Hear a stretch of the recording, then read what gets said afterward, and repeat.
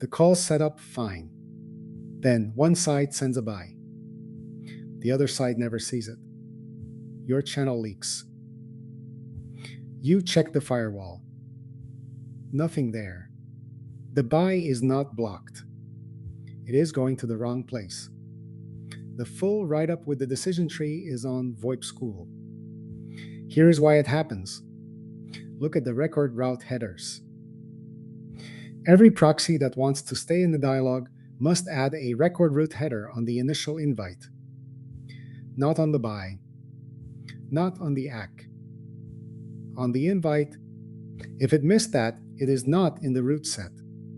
In dialog, requests will not route through it.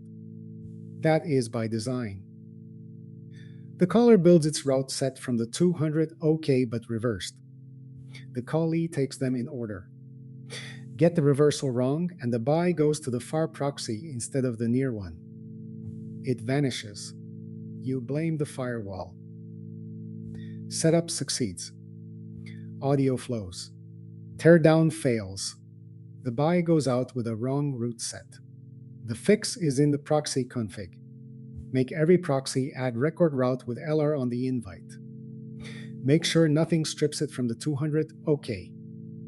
If you have a stuck call right now, the article on VoIP School walks through the trace step by step. You bring the trace, you find the bug, you fix the config.